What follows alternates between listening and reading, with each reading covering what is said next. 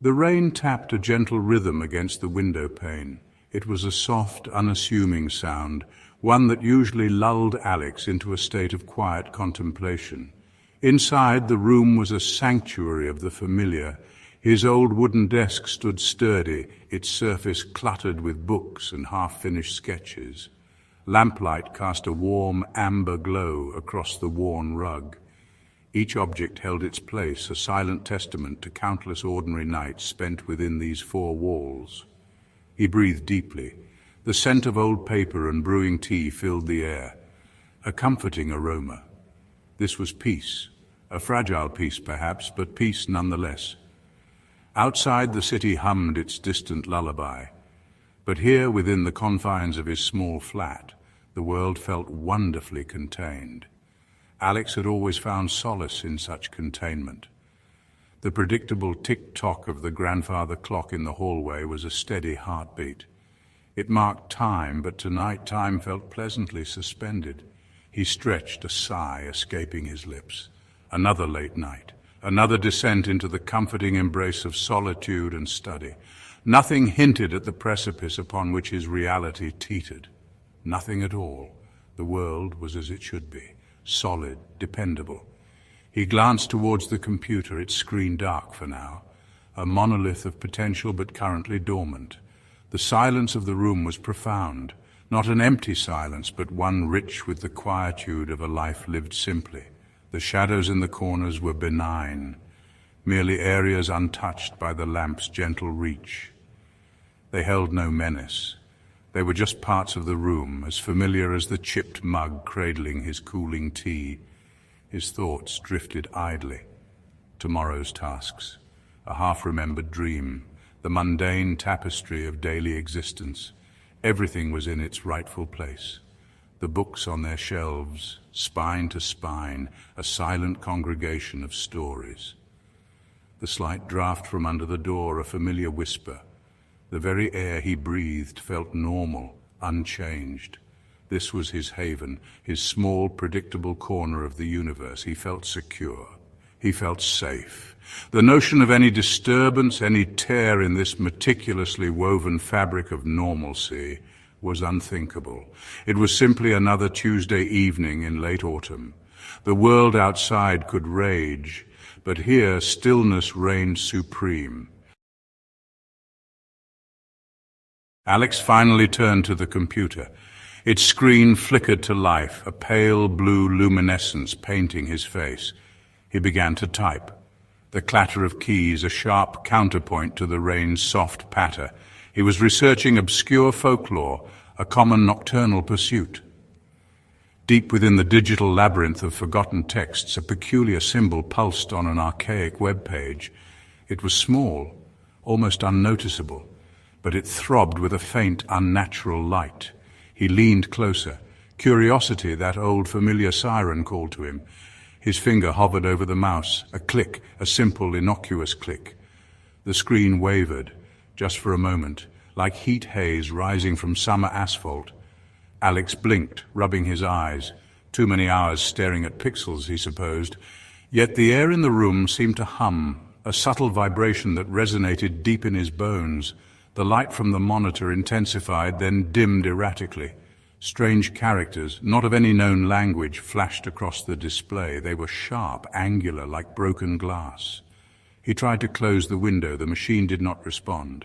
The cursor froze. The hum grew louder, a low, guttural thrum. A faint, acrid smell began to permeate the room, like burnt ozone and something else, something vaguely organic and unsettling.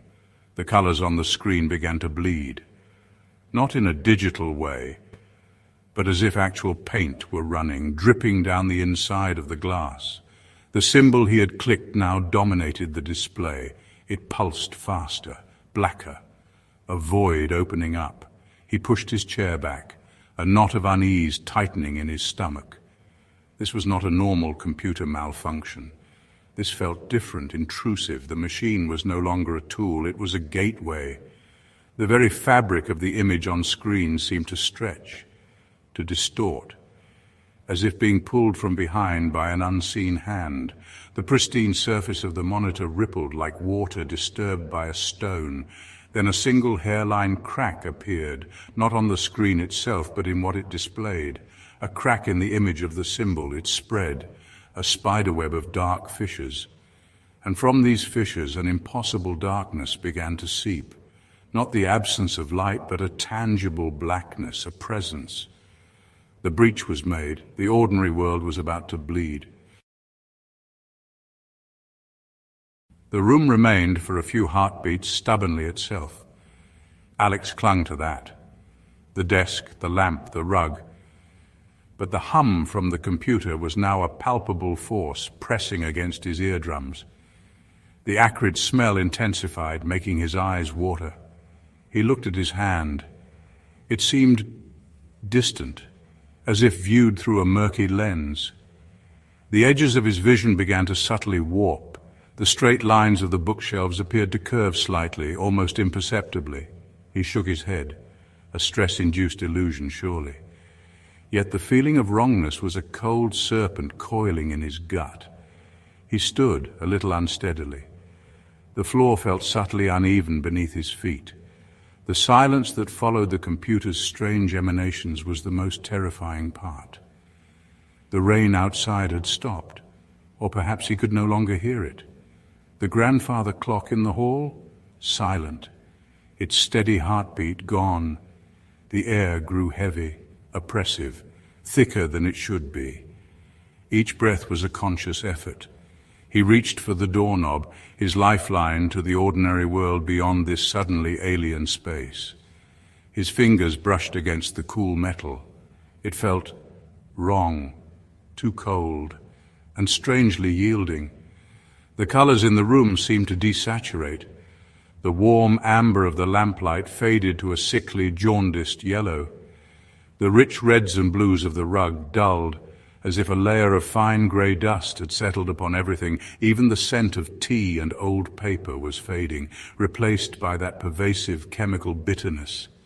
The very atmosphere was changing, becoming hostile. The familiar objects, his cherished possessions, began to exude a faint aura of menace. His favorite armchair, nestled in the corner, now seemed to glower from the deepening shadows. He pulled at the doorknob. It turned with a wet, squelching sound that made his skin crawl. The door refused to budge. He pulled harder. It was stuck fast, trapped. The realization hit him with the force of a physical blow. The subtle shifts were no longer subtle, they were coalescing. The room was actively resisting his attempts to perceive it as normal. The threads of his reality were not merely fraying. They were being systematically, deliberately unpicked, one by one, leaving him stranded in a place that was both his room and profoundly not. The transformation accelerated. It was no longer a creeping unease. It was a full-blown assault on his senses. The walls began to breathe, a slow, rhythmic pulsing like the sides of some colossal, unseen beast. The wallpaper, once a faded floral pattern, now writhed with indistinct, shadowy shapes. They shifted and morphed within the design, like tormented souls trapped beneath a thin veneer of plaster. The ceiling seemed to lower, pressing down, creating a claustrophobic, crushing intimacy with the horrors unfolding. It wept, a viscous black ichor that dripped slowly onto the floor. The sturdy wooden desk, his faithful companion, twisted. Its legs buckled and warped into gnarled, arthritic limbs. The wood grain flowed like diseased tissue. His books, once sources of knowledge and comfort, now seemed to leer from the shelves. Their covers were distorted, the titles unreadable, replaced by scrawls that resembled congealed blood. One volume fell to the floor with a wet, heavy thud. It lay open, its pages filled not with words, but with a chaotic mess of interconnected veins and pulsating organs. The room was remaking itself, a monstrous parody. The lamplight flickered violently, then died with a sickening pop. Darkness flooded the room, a profound, absolute darkness that swallowed all detail, but it was not empty. He could feel it. The darkness was thick, viscous, alive. When his eyes, straining against the oppressive black, began to adjust, It was not to familiar shapes, but to a new geography of terror. The proportions of the room were wrong, stretched, distorted. Corners were too sharp or impossibly obtuse.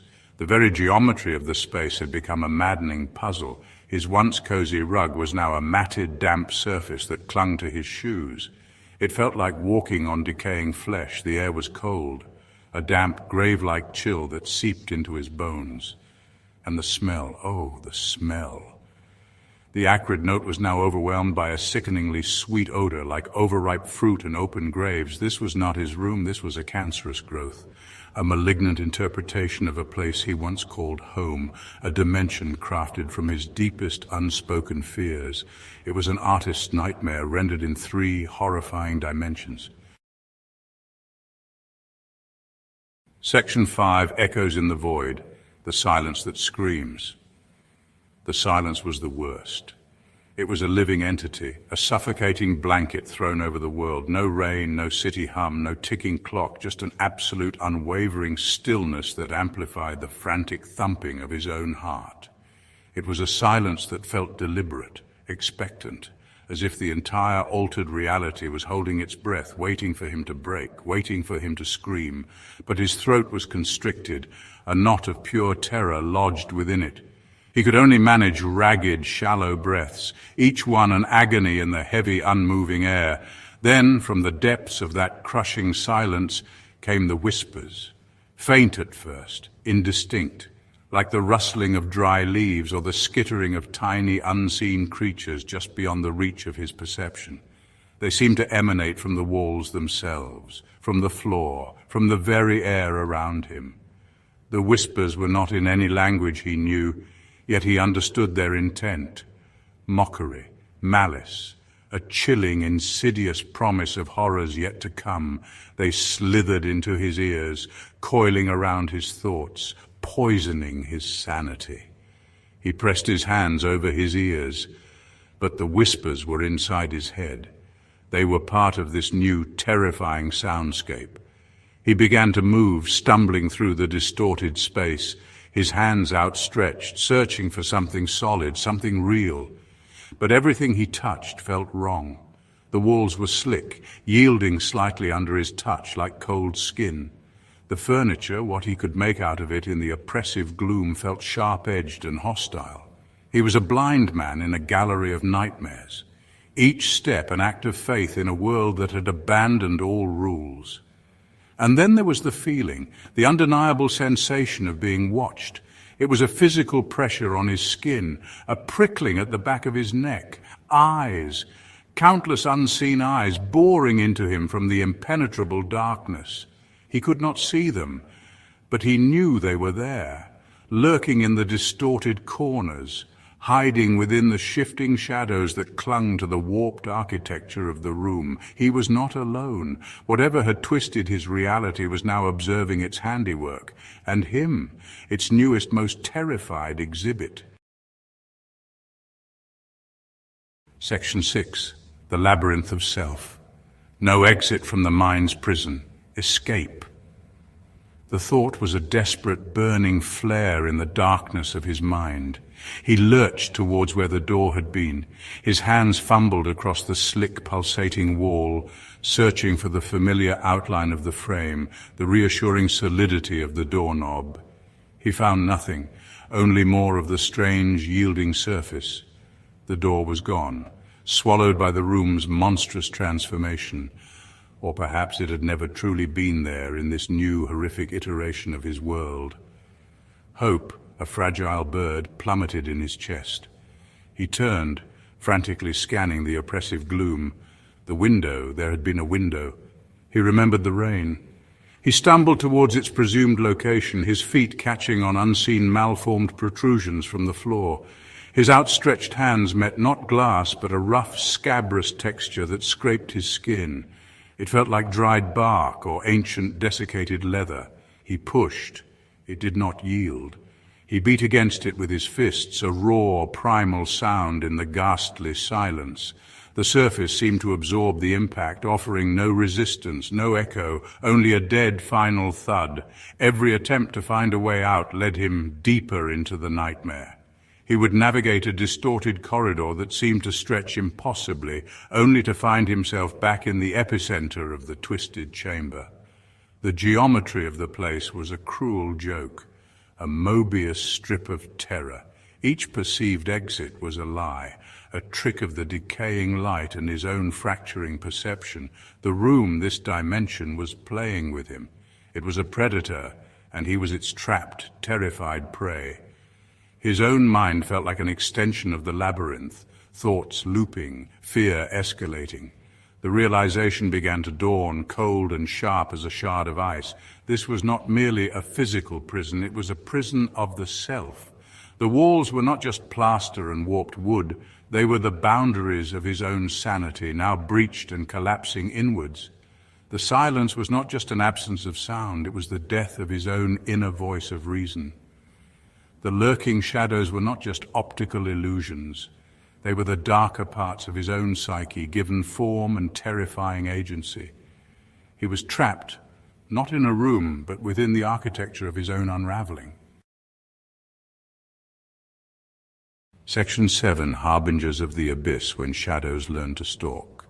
The shadows were no longer passive, they deepened, coalesced, began to detach themselves from the warped walls and contorted furniture. At first it was a trick of the eye, a flicker in the periphery, a sense that something had moved just out of sight. But the feeling of being watched intensified, becoming a tangible, predatory focus. He would whirl around, convinced something was directly behind him, only to find more shifting darkness, more empty, oppressive space. But the emptiness felt charged, poised, waiting. Then he saw one, not clearly, never clearly, but a fleeting glimpse, a tall, attenuated silhouette detaching itself from a particularly deep patch of blackness near the former bookshelf. It was impossibly thin, its limbs too long, its movements unnaturally fluid.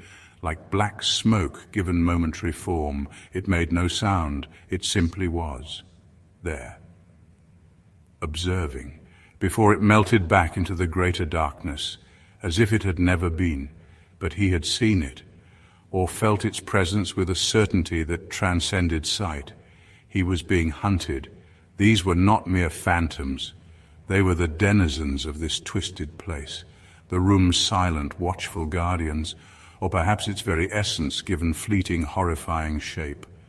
More glimpses followed, a pair of glowing red pinpricks in the dark, like the eyes of some abyssal creature, staring at him from the corner where his armchair once stood, a suggestion of a clawed hand, skeletal and black, retracting behind the warped doorframe that led nowhere. They were testing him, circling him. The air grew colder with each near sighting. A breath of the void. The pursuit was insidious, psychological. They did not rush him. They did not need to. They were part of this place, and he was trapped within it. Their presence was a constant, gnawing pressure, a promise of inevitable capture. He could feel their cold, alien intelligence, their patient, predatory hunger. The whispers intensified, no longer just random sounds, but seeming to coalesce into sibilant, mocking words just beyond the threshold of comprehension. They were the heralds of his doom, the harbingers of an abyss that was slowly, inexorably claiming him. Section 8. The unveiling I am, the tear in the fabric. Despair was a leaden cloak, heavy on his shoulders. He sank to the floor, the damp, fleshy surface cold beneath him. There was no escape, no respite, only the encroaching darkness and the stalking shadows. His mind raced, seeking an explanation, a reason, any anchor in the swirling chaos. The computer, the symbol, the click, it had started there, but why him? Why this? Was it random, a cosmic accident, or was there something more? Something specific to him? He closed his eyes, trying to block out the horrors, but they were already inside. A thought, sharp and unwelcome, pierced through his terror. A memory. A fleeting image from his research just before the glitch. An obscure text. It spoke of nexus points, of individuals whose unique resonance, whose very essence, could inadvertently bridge the gaps between worlds. Individuals who were themselves living doorways, susceptible to the call of the other side. He had dismissed it as fanciful folklore, the ramblings of a madman. Now the words echoed in his mind with chilling, undeniable clarity. The room seemed to pulse in agreement. He opened his eyes, looked at his hands. They seemed to shimmer faintly in the oppressive gloom. A subtle internal luminescence. The very air around him felt thinner, less real, as if he were a weak point in the fabric of reality. The glitches, the distortions, the monstrous transformations, were they happening to the room or because of him? The thought was a cold dread that surpassed all previous terror.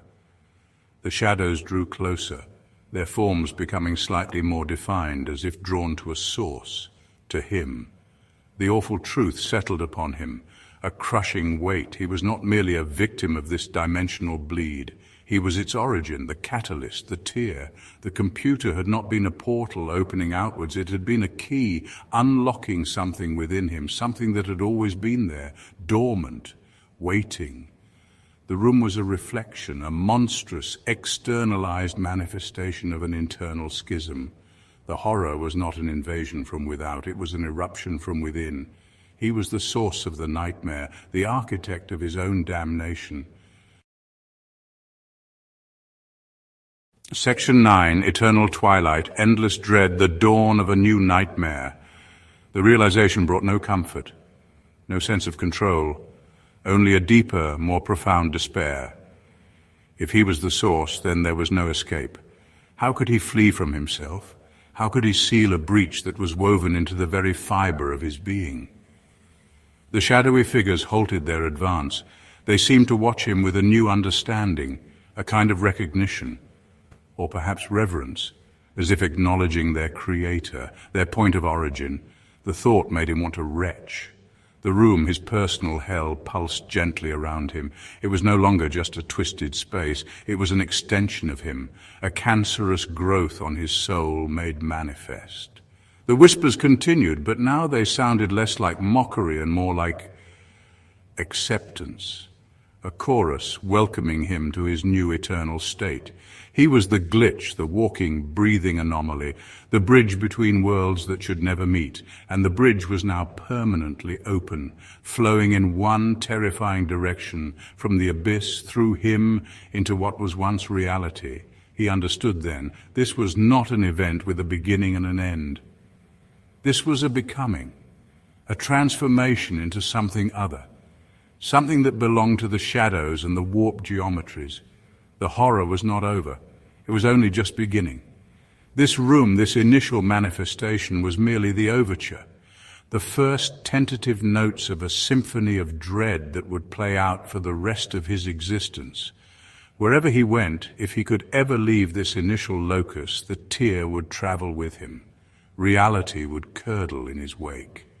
He looked around at the grotesque parody of his sanctuary, at the silent, watching figures. A profound, soul-crushing weariness settled over him. There would be no dawn, no return to normalcy, only this eternal twilight, this endless, unfolding dread. He was a prisoner not of walls, but of his own nature, a beacon for the monstrous, a catalyst for the unraveling of worlds. He closed his eyes, but the images were seared onto his mind. The horror was now part of him, indistinguishable, and it was patiently waiting to fully bloom. The true nightmare had only just begun its terrible reign.